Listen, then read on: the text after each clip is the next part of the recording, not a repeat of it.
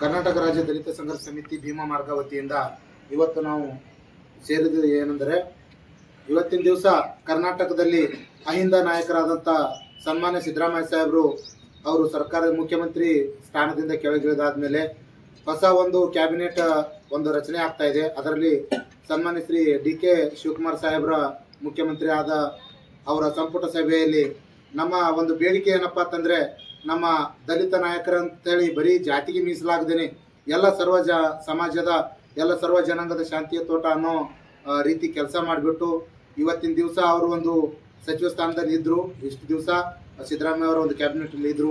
ಇನ್ನು ಮುಂದಾದರೂ ಕೂಡ ನಮ್ಮ ದಲಿತ ನಾಯಕರಿಗೆ ಒಂದು ಯಾವುದೇ ಒಂದು ಈ ಹುದ್ದೆ ಚಿಕ್ಕ ಪುಟ್ಟ ಹುದ್ದೆ ಕೊಡದೇನೆ ಒಂದು DCM ಹುದ್ದೆ ಅವರಿಗೆ ಒಂದು ಒಳ್ಳೆ DCM ಹುದ್ದೆನ ಕೊಡಬೇಕಾಗಿ ಪ್ರಿಯಾಂಕ್ ಖರ್ಗೆ ಅಣ್ಣವರಿಗೆ ಕೊಡಬೇಕಾಗಿ ತಮ್ಮಲ್ಲಿ ಈ ಮುಖಾಂತರ ಕೇಳ್ಕೊಳ್ತಾ ಇದ್ದೀವಿ. ಯಾಕಂದ್ರೆ ಅವ್ರಿಗೆ ಕೊಟ್ರೆ ಮುಂದೆ ನಮ್ಮ ಈ ದಲಿತ ಸಮಾಜದ ಮೇಲಾಗ್ಲಿ, SC ST OBC ಅವ್ರ ಮೇಲಾಗ್ಲಿ ಇವತ್ತಿನ ದಿವಸ ಗಟ್ಟಿ ಧ್ವನಿಯಾಗಿ ನಮ್ಮ ದಲಿತ ಸಮಾಜದ ಪರವಾಗಿ ಆಗಲಿ ಎಲ್ಲ SC ST OBC ಮೈನಾರಿಟಿ ಬಗ್ಗೆ ಒಂದು ಧ್ವನಿ ಎತ್ತವ್ರು ಯಾರಾದರೂ ಇವತ್ತಿನ ದಿವಸ ಒಂದು ವಿಧಾನಸಭೆಯಲ್ಲಿ ಇದ್ದಾರೆ ಅಂದ್ರೆ ಅದು ಪ್ರಿಯಾಂಕ್ ಅಣ್ಣ ಅವರು.